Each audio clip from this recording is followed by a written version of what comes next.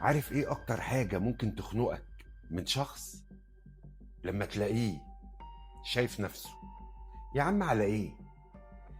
اسمع معايا الفيديو للنهاية. المتكبر مش دايما ناجح، بس نادر ما تحسه مرتاح.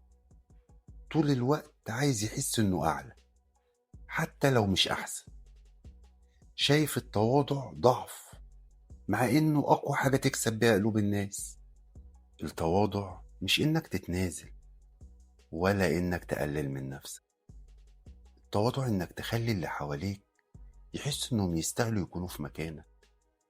اللي في ايدك النهاردة ممكن يكون في ايد غيرك بكرة، وساعتها هتعرف ان الناس مش بتفكر في اللي قلته، لكن ما بتنساش ابدا انت خليتهم يحسوا بايه. من تواضع لله رفعه.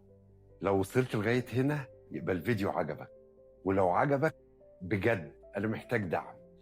نقطة في كومنت، لايك، ولو مش عامل لي فولو اعمل، واستناني الفيديو الجاي.